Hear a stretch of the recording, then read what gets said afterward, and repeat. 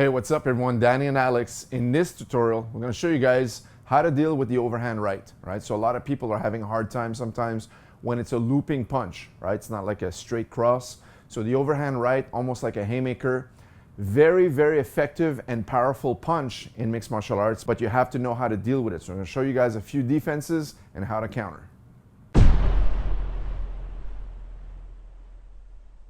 All right, so the first thing is understanding how the overhand right is thrown. All right, so if he throws a straight right, it's going to be in a straight line right here. See? Straight line. Now the overhand right is going to be coming over the top into a looping circular fashion like this. So the difference between both is simple. If it's a straight right, my hands are like this, it's very easy for me to parry the straight right. But on the overhand right, if I'm confused and I parry, look, it's going to come right across and hit me over the top. All right, so you have to be able to understand the difference between both. And how can you read this? Well, most of the times, well, number one, it'll come with experience, but one tip that I like to share is to always look at the hands and the elbow positioning. So if I'm looking at his forearms right now, his hand and elbow, I'll see if the elbow comes up into a looping fashion, right? As opposed to a straight right where it stays underneath my hand, the overhand right will lift and you'll see the elbow raise, almost like a hook, but coming on an angle, okay?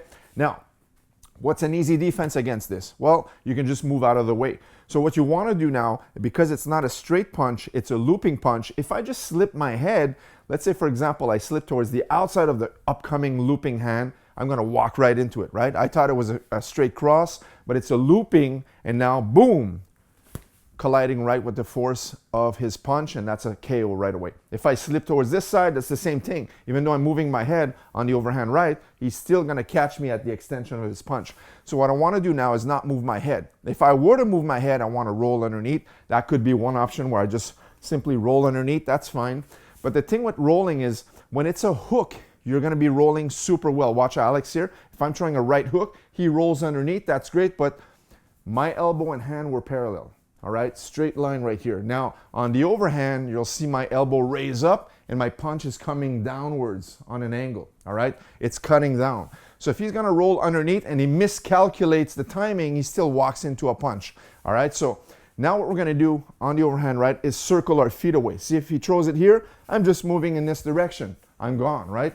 I'm not there. So the punch goes from 0 to 100 right here. That's his 100. And the more he goes, it starts to diminish.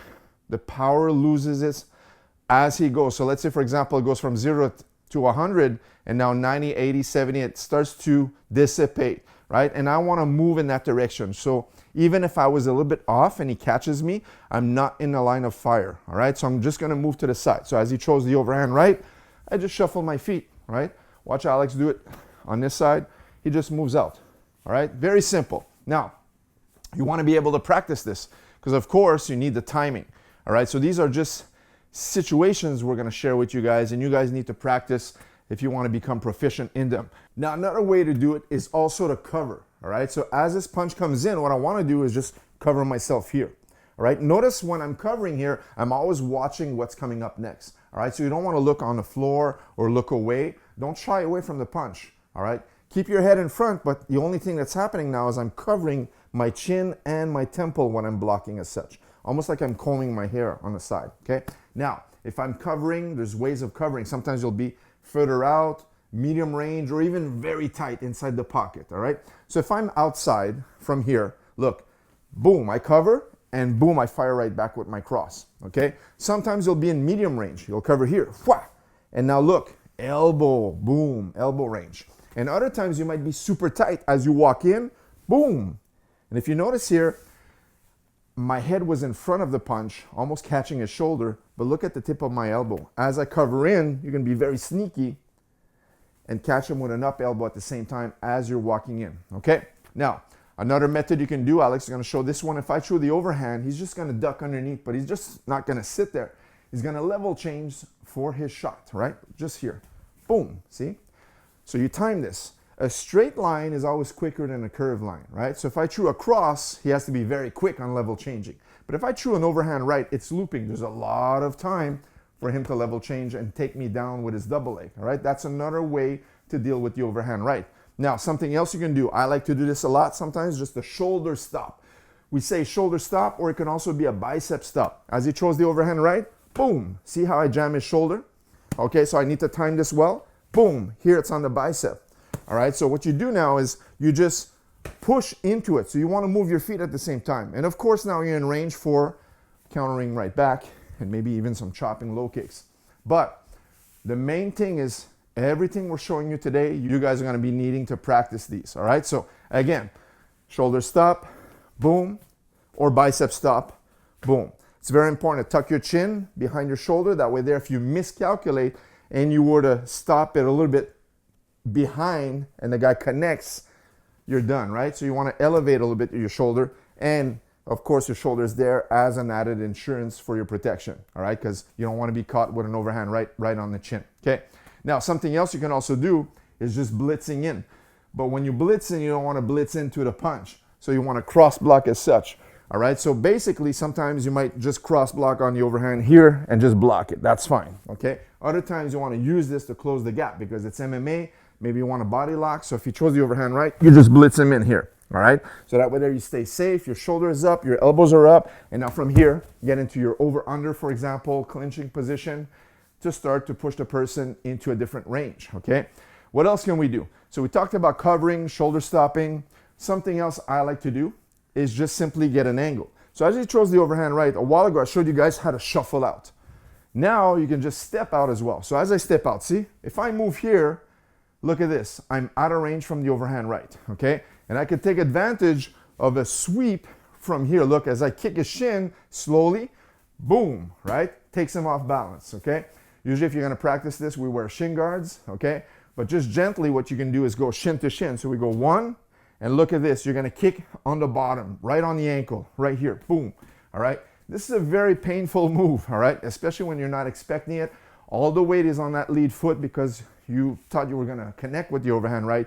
And look at his head every time he shifts. As I get to here, boom, look at his face. Boom, all right? So here's another trick, by the way, is when you're gonna throw the uppercut in close range for mixed martial arts, a lot of times we wanna turn like a conventional uppercut. But in this case, you can also use it with the thumb up. It's almost like doing, when you throw a hammer fist, you're gonna do a reverse hammer fist up, and you catch him with the thumb here, boom. So as he throws the uppercut, if we change the angle here, and you guys see, as I throw it here, as I sweep him, his head dips in, and look at this, boom, from underneath, okay? And it's a very swift punch, very surprising, and you're gonna catch a lot of people with this, okay? Now if he brings the head back up, as I step to the angle, and he brings the head back up after the sweep, and he rocks back, that's when you would counter back with your right hand of your own, okay? So a couple of different counters you can do. So we talked about shoulder stopping, covering.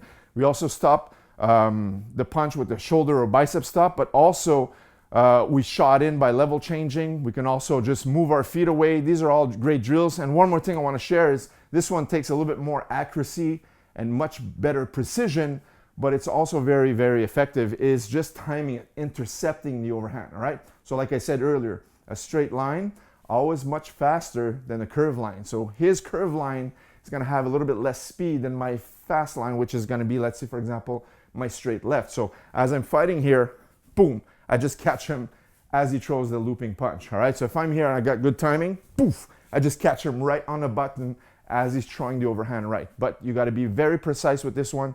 But like I said, everything is doable. All the techniques are great. You just need to practice them. All right, guys, so there you have it. Couple of ways. I think we did what, 8 ways, 7 or 8 ways.